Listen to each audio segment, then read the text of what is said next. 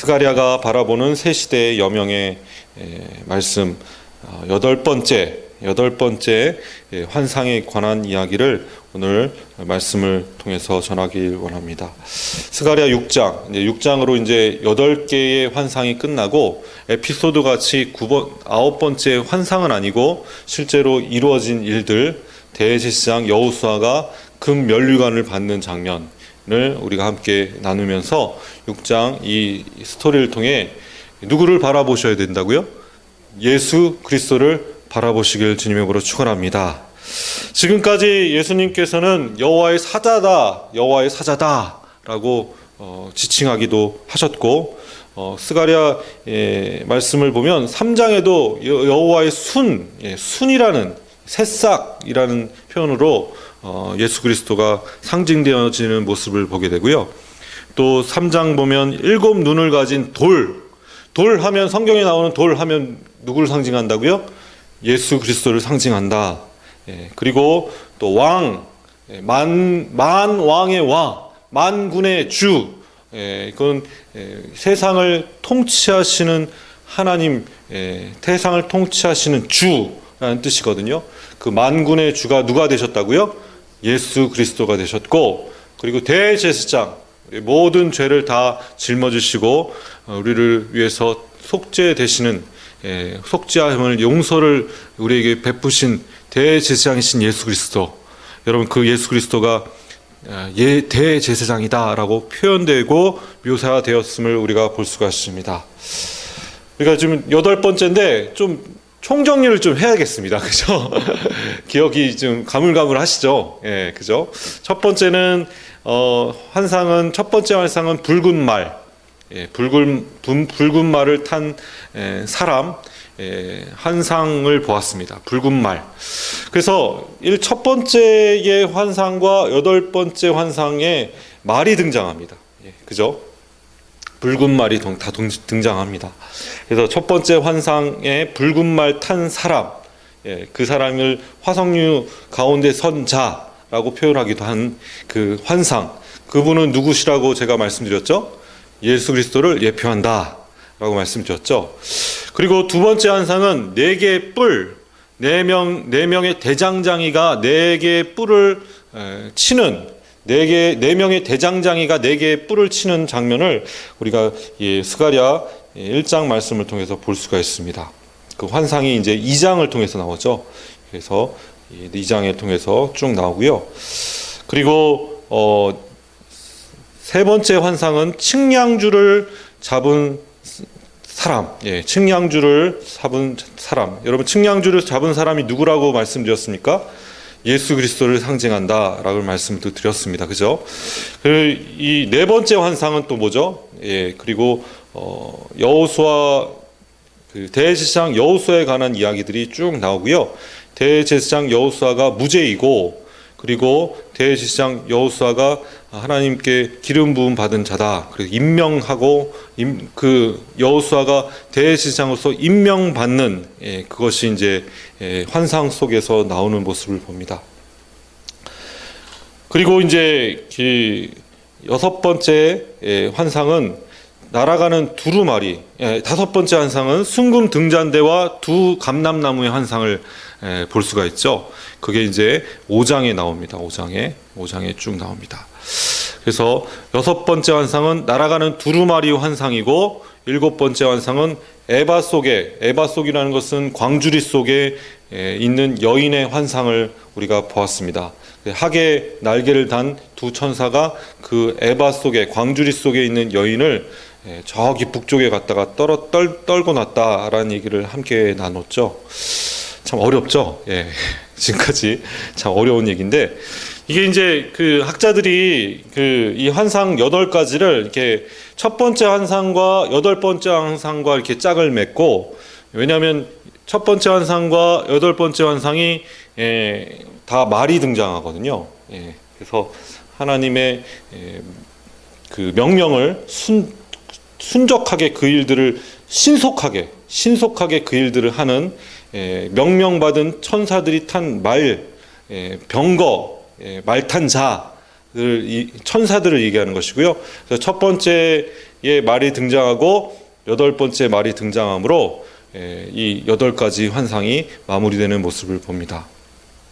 그래서 두 번째 환상과 또 7번째 환상을 또 짝짓고, 또 세 번째 환상과 6번째 환상을 짝짓고, 네 번째 환상과 5번째 환상을 이렇게 짝지어서 8개가 이제 세트로 이렇게 우리에게 펼쳐지는 모습을 봅니다.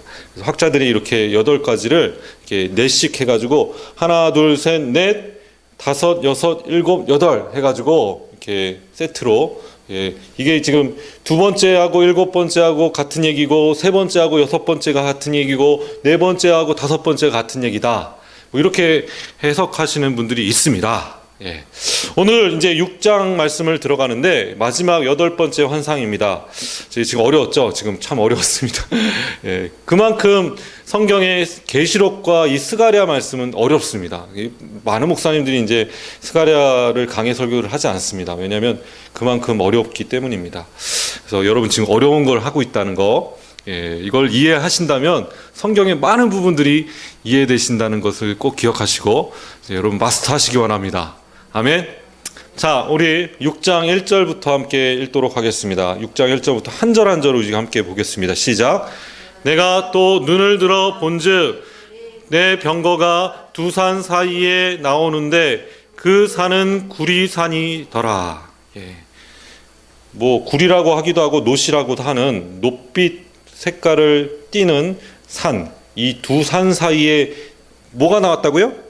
내 병거가 나왔다. 이전에는 말만 나왔는데 이번에는 병거가 나왔습니다. 병거, 여러분 병거하면 여러분 전쟁을 위해서 쓰여지는 거죠. 전차입니다. 전차.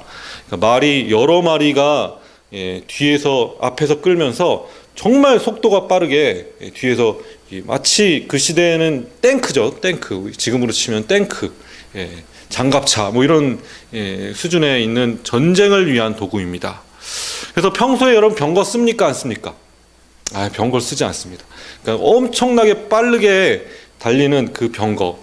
사실 애굽의 군대가 이스라엘 백성들이 도망치고 그 애굽에서 출애굽할 때 뒤에서 병거를 타고 쫓아오기 시작했죠. 그렇죠? 병거가 엄청 빨랐습니다. 거기 그 출애굽기를 말씀을 보면요, 병거가 선발된 600대 병거다라고 얘기합니다. 몇 대가 나왔다고요? 애굽에 있는 선발된, 그냥 뭐 아무 병거나 다 끌고 온 게 아니라 선발된 병거 600대가 이스라엘 백성들 쫓고 있었어요. 쫓고 있었습니다. 이 병거는 그 제국의 병거는 하나님께서 어떻게 하셨어요? 홍해에 수장시키셨습니다. 아멘. 아멘. 그래서 제국의 병거는 결국에 하나님께서 멸망시키시고 심판하실 것이라는 걸 믿으시기 원합니다. 그러면 하나님의 병거, 여러분 이 병거는 4개의 병거로 나누어져 있죠.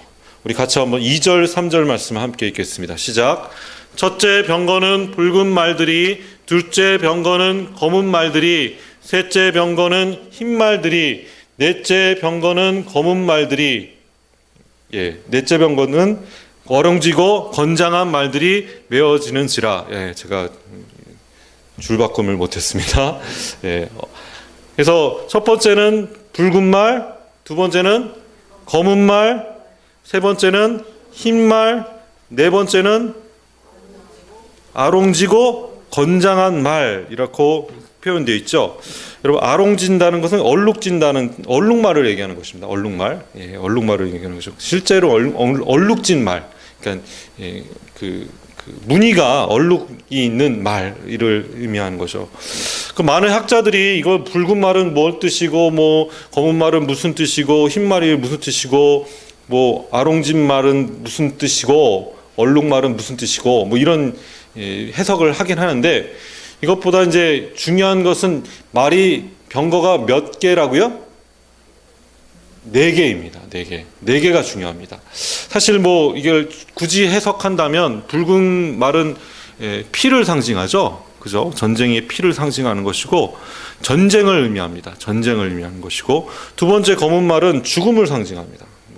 검은 말, 성경에 나오는 검은 말들은 흑암, 어둠 속에 있는 슬픔과 죽음을 상징하고, 흰말은 뭘 상징할까요? 흰말 탄자는 뭐죠? 승리를 상징하죠. 우리가 이제 그 요한계시록의 말탄자를 지금 보셨지 않습니까? 거기서 이제 흰말 탄자, 여러분 승리를 상징하죠. 그리고 얼룩말은 그만큼 땅에 얼룩진 것들 때문에 이제 마치 이제 피부병처럼 기근과 질병을 상징하는 그런 얼룩말입니다.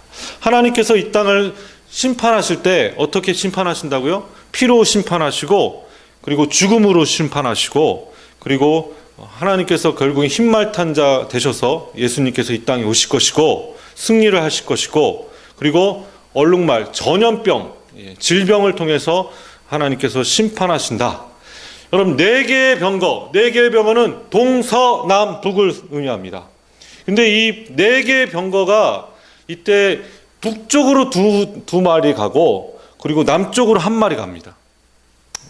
이제 읽어보죠. 한번 이 검은 말에 대해서 청사가 이 네 개의 병거, 네 병거에 관한 이야기를 천사가 그 뜻을 물어보니까 대답해 주는 이야기가 나오죠.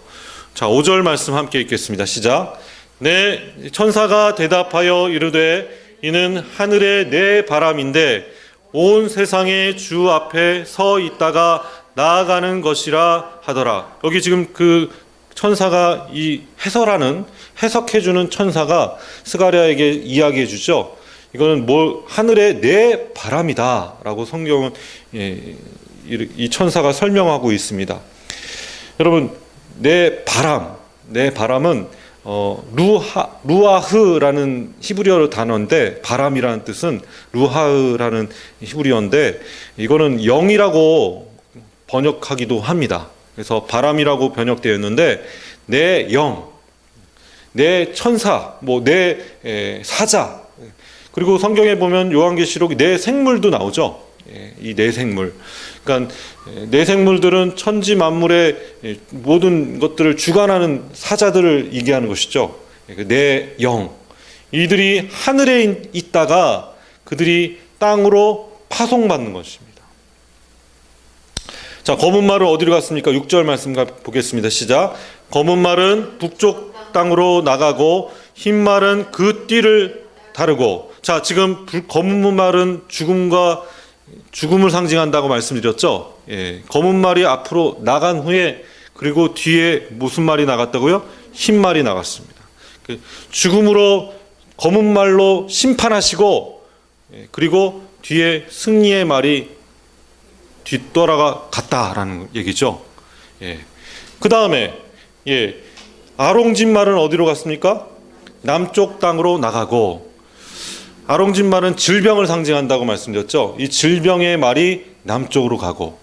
자, 이 북쪽에, 이스라엘 땅의 북쪽에 있는 제국은 어떤 제국이죠? 예전에 바벨론 제국이죠. 바벨론 제국과 또 수많은 제국들이 다 북쪽에 있습니다. 북동쪽에 있었습니다. 북동쪽. 바벨론과 페르시아 다 그 이스라엘 입장에서는 북쪽에 있는 나라였습니다. 그래서 아수르나 이런 바벨론이나 이런 제국들이 결국엔 하나님께서 검은 말로 심판하시고 흰 말을 뒤따르면서 그곳에 승리의 깃발을 꽂으신다라는 말씀이죠. 요한계시록에 보면 마지막 때에 이런 일이 벌어지죠. 마지막 때에 그 사단 마귀가 잠시 노임을 당하고 수많은 제국에 있는 수많은 나라들, 특히 네 국가의 제국들을 한 곳에 모아서, 제국의 군대들을 한 곳에 모아서 한 곳에서 진노의 포도주를 치신다라는 말씀을 우리가 요한계시록을 볼 수 있습니다.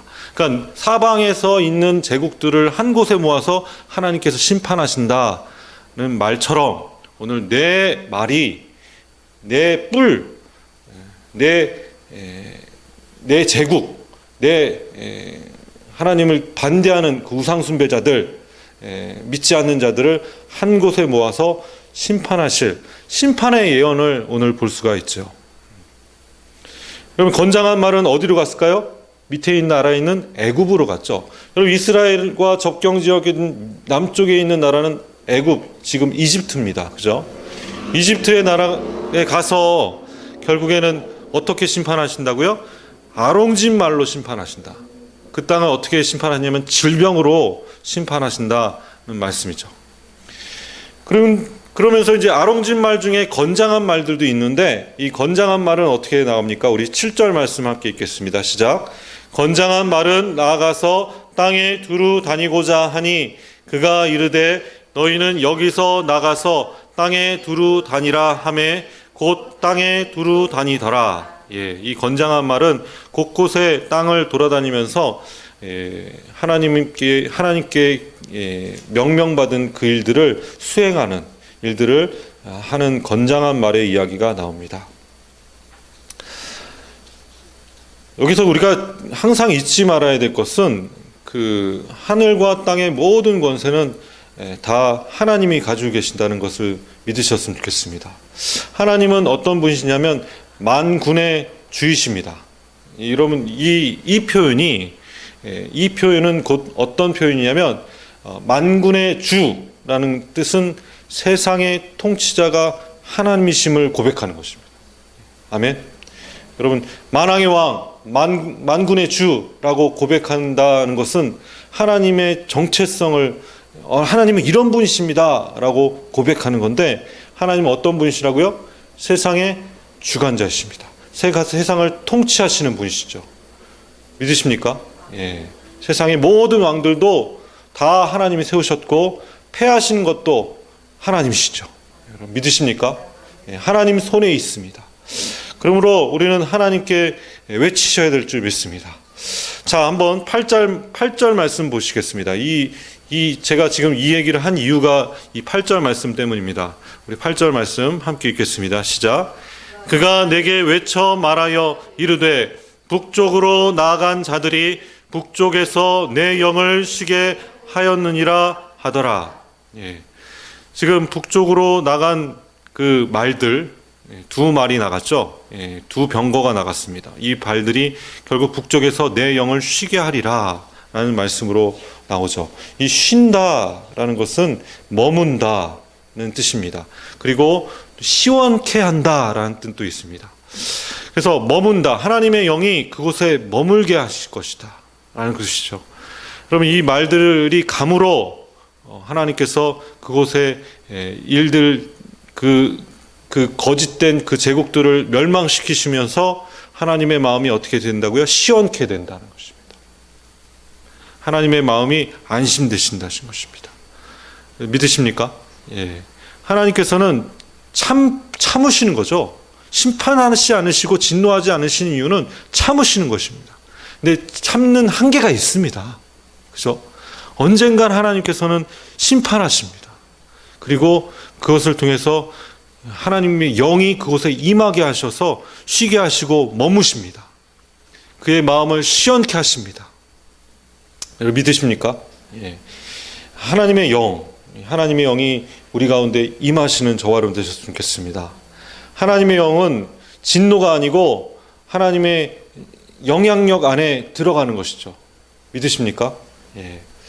자, 여기까지가 이제 8번째 환상이고 이제 9절부터 시작하는 이제 마지막 에피소드, 실제적인 이제 환상 얘기가 아니라 지금까지는 다 환상이었어요. 스가랴 선지자가 천사를 통해서 이끌림 받아서 직접 보고 천사가 그것을 해석해 주는 환상을 보았는데 이제는 실제 있었던 일들을 오늘 스가랴 선지자가 기록되었죠. 자, 9절 말씀 읽겠습니다. 시작. 여호와의 말씀이 내게 임하여 이르시되 사로잡힌 자 가운데 바벨론에서부터 돌아온 메헬데와 도비야와 여다야와 스바랴의 아들 요시야의 집에 들어갔나니 너는 이 날에 그 집에 들어가서 그들에게 받되 은과 금을 받아 면류관을 만들어 여호사닥의 아들 대제사장 여호수아의 머리에 씌우고 지금 여호와의 말씀이 스가랴 선지자에게 임했는데 지금 어떤 집에 요시야라는 사람의 집에 가가지고 그곳에 포로로 있었던 그 사람들 네 사람, 4명, 헤델과 도비야와 여다야와 요시야, 요시야의 그곳에 가서 그 사람들이 가지고 있는 은과 금을 받아다가 면류관을 만들어서 여호사닥의 아들 대제사장 여호수아에게 가서 머리에 왕관을 씌워라 라고 구체적으로 말씀하시는 거죠. 그럼 스가랴가 이걸 행했을까요? 안 했을까요? 행했겠죠. 실제적으로 있었던 일들을 기록한 것입니다. 여러분, 면류관, 이 면류관을 신다는 것은 대제사장이 면류관 쓰고 다닙니까? 대제사장은 면류관을 쓰고 다니지 않습니다. 그죠? 그러면 누가 관을 쓰고 다니죠? 왕이 관을 쓰고 다닙니다. 지금 대제사장에게 면류관을 쓰라는 것은 사실 기름 붓는 건 대제사장도 기름 부음 받지만 왕만 이 관을 씁니다. 그러니까 왕의 직분과 대제사장의 직분이 하나가 되는 일을 얘기하는 것이죠. 이해가 되십니까? 그리고 이제 바로 그 면류관을 계속 쓰고 다니고 왕권을 유지하는 대제사장이 아니라 여호수아가 그 일을 계속하는 것이 아니라 면류관을 다시 뺏어다가 여호와의 전이 건축한 이후에 그것을 그곳에 보관해라 라고 여호와의 전 안에 두라 라고 하셨습니다. 이건 그냥 그 예표적인 예시적인 일들을 한 것이죠. 그러니까 나중에 예수님께서 대제사장이 되신 이후에 이전에 우리 환상을 통해서 여호수아가 대제사장으로서 임명받았죠. 기름 부음을 받았습니다. 그죠? 그 이후에 대제사장이신 여호수아에게 이 면류관을 씌우라는 것은 곧 예수님께서 대제사장이 되신 이후에 예수님께서 무슨 면류관을 쓰신다고요? 왕의 면류관을 쓰신다는 것입니다. 믿으십니까? 여러분, 예수님께서는 대제사장으로서 유월절의 행사를 거행하시면서 마지막 유월절을 하시고 성찬식을 거행하셨죠. 첫 번째 성찬식을 거행하셨습니다. 그건 어떤 권한으로 그 일을 했습니까? 대제사장의 권한을 하셨습니다. 그 이후에 예수님께서는 십자가에 달리셔서 면류관을 받으셨습니다. 가시 면류관을 받으셨죠. 그 면류관을 쓰셨습니다. 근데 가시 면류관이 언제 쓰여졌는지 한번 생각해 보십시오. 그 십자가상에서 쓰여졌었나요? 아니면 언제 쓰여지셨죠? 누가 그걸 씌웠죠? 가시 면류관을?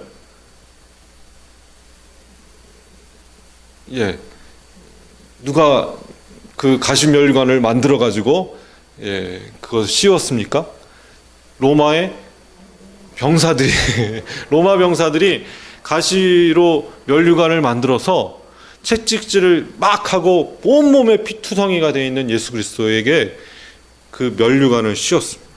이걸 가시 면류관이라고 하죠. 그래서 뭐 어디 그 성당 중에 이 가시 면류관 보관하고 있는 성당도 있지 않습니까? 그 사실은 아닌 것 같고 가짜 면류관이겠죠. 황금 면류관 뭐 이런 거 있습니다. 그죠? 이 면류관을 쓰신 예수 그리스도. 여러분, 면류관을 쓰신 예수 그리스도께서 십자가에 달리시면서 팻말이 무슨 팻말이었어요? 뭐라고 써져 있습니까? 유대인의 왕. 예수 그리스도께서 십자가에 달리시면서 팻말이 붙었는데 그 팻말은 유대인의 왕으로 표시되었습니다. 그렇죠? 예수님께서는 십자가에 달리시면서 면류관 쓰시고 그 위에서 유대인의 왕으로 죽임을 당하셨음을 여러분 믿으시기 원합니다. 여러분, 예수님께서는 두 직분을 감당하셨다고 말씀드렸죠. 하나는 대제사장과 하나는 왕의 직분. 만왕의 왕, 만왕의 왕이신 만유의 주이시고 만군의 주이신 예수 그리스도. 여러분, 하나님께서 그 일을 하셨는데 성부 하나님께서 그 직분을 다 감당하셨는데 왕, 만유의 주이시고 만왕의 왕이신 그 직분을 다 누구에게 위임하셨다고요? 예수 그리스도에게 하늘과 땅의 모든 권세를 다 위임하셨습니다. 믿으십니까? 그래서 구하시는 것도 예수 그리스도이시고 그리고 심판하실 것도 예수 그리스도이십니다. 믿으십니까? 예, 아멘. 여기 보니까 이 면류관을 만드는데 동원된 사람들의 이름이 쭉 나옵니다. 근데 이름이 10절에서 나온 이름과 14절에 나온 이름과 조금 다릅니다. 그죠? 예, 그들의 이름이 조금 바뀝니다. 왜 바뀌었을까요? 뭐 학자들이 많이 얘기를 하는데 사실 모릅니다. 이름이 두 개가 좀 달라요. 예, 두 개가 좀 다릅니다. 왜 이 이름이 같은 장에 같은 사람들의 이름이 기록되어 있는데 이름이 다를까? 뭐 여러 가지 추측이 있는데 저도 잘 모르겠습니다. 그리고 많은 학자들도 모르겠다고 얘기합니다. 예, 아마 뭐 번역상 문제일 수도 있고 여러 가지 문제도 있겠지만 뭐 제 생각에는 하나님께 쓰임 받는 이 사람들의 이름이 여기 기록됐다는 게 중요합니다. 그죠? 그 면류관을 만드는데 하나님께서 쓰셨던 그 금과 은을 하나님께 헌신했던 사람들, 이 네 사람이 참 중요하죠. 사실 예수님께서 십자가에 달리시고 내려오신 다음에 예수님을 장례 지냈던 사람 알리마대 요셉과 그 다음에 니고데모, 그죠? 이 두 사람이 이 모든 것들 다 준비했죠. 니고데모는 뭘 준비했습니까? 향유를 준비했죠. 향유와 세마포를 준비했고, 그리고 알리마대 요셉은 무덤을 준비했습니다. 그렇게 그들의 이름이 남겨졌습니다. 예수님을 장례 지내는데 그들의 이름이 남겨졌어요. 그 일들을 감당했습니다. 자기의 무덤을 아주 아낌없이 예수님께 드렸습니다. 그리고 향유를 깨트리고 세마포로 그 벌거벗은 예수 그리스도의 몸을 덮었죠. 여러분 그 헌신, 그 이름들이 여기에 이 여호수아, 대제사장 여호수아의 면류관을 만드는 데 쓰임 받은 4명의 인물이 있다는 것. 여러분들도 이런 이름 남기시는 저와 여러분 되시기를 주님의 이름으로 축원합니다. 성전을 짓는데 그 성전 안에 이 일을 기념하기 위해서 이 네 사람의 이름이 기념하기 위해서 여호와의 전에 그 면류관이 보관되어지는 모습을 보죠. 자, 15절 말씀 같이 한번 읽겠습니다. 15절 시작. 먼데 사람들이 와서 여호와의 전을 건축하리니 만군의 여호와께서 나를 너희에게 보내신 줄을 너희가 알리라. 너희가 만일 너희의 하나님 여호와의 말씀을 들을진대 이같이 되리라. 아멘. 지금 이같이 되리라는 것은 지금 대제사장 여호수아가 메시아다라는 얘기가 아니죠. 지금 그죠? 이같이 되리라라고 말씀하셨습니다. 이 중에 이제 싹의 이야기가 나옵니다. 우리 만군의 여호와께서 이같이 말씀하시되 보라 싹이라 이름하는 사람이 자기 곳에서 도살하서 여호와의 전을 건축하리라. 자, 이 싹, 여러분 3장에 나왔던 싹이 여기 또다시 등장합니다. 그죠? 여러분 이 새순, 이 작은 씨앗, 여러분 작은 씨앗, 그럼 이게 작은 열매에서 나온 거죠. 첫 열매는 누구십니까? 예수 그리스도이십니다. 싹이죠. 여러분 수많은 나무들을 보시면 그 나무들도 결국엔 씨앗에서 나온 것이고 싹에서 나온 것입니다. 그죠? 큰 나무도 예전에는 다 싹이었습니다. 그죠? 그 조그만 싹이 큰 나무가 되듯이 자그마한 그 열매가 첫 열매가 큰 열매 되셔서 우리를 위해서 십자가에서 부활하심으로 죽음을 이기시고 부활하심으로 우리에게 첫 열매가 되신 예수 그리스도를 오늘도 바라보시는 저와 여러분 되셨으면 좋겠습니다. 그 싹이 자기 곳에서 돋아나서 여호와의 전을 건축하리라. 이 여호와의 전은 뭘까요? 지금으로 치면 교회를 상징합니다. 아멘. 예수 그리스도의 반석 위에 우리는 교회가 세워졌습니다. 우리 섬길교회를 위해서 기도해 주셨으면 좋겠고, 섬길교회가 그렇게 잘 세워지는 역사 일어날 수 있도록 여러분 기도해 주시기 원합니다. 주님의 교회는 그렇게 하나님의 그리스도의 피값으로 사신 하나님의 성전입니다. 하나님의 전이죠. 여러분 이 새싹이신 예수 그리스도의 새싹으로 하나님의 교회가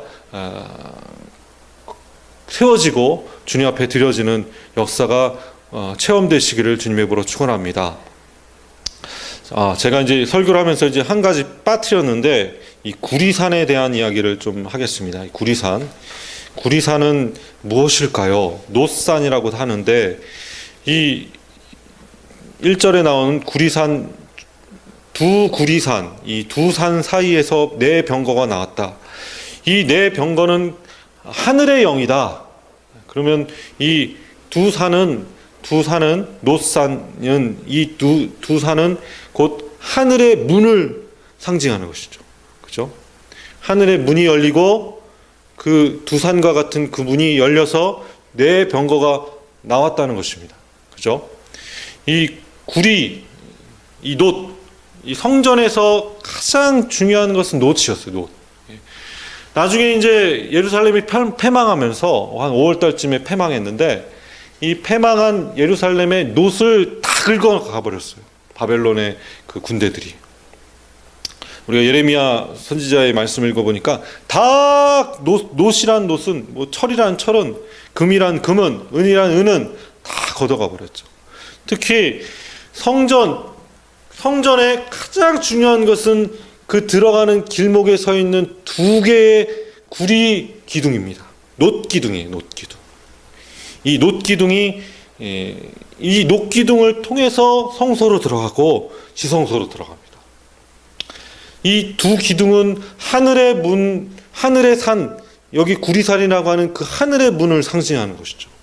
이 두 구리 기둥, 놋 기둥은 곧 이렇게 성경에 이제 이 두 기둥을 이렇게 부릅니다. 야긴과 보아스라고 부릅니다. 이게 명칭이 있어요. 이 구리 기둥이 야긴과 보아스.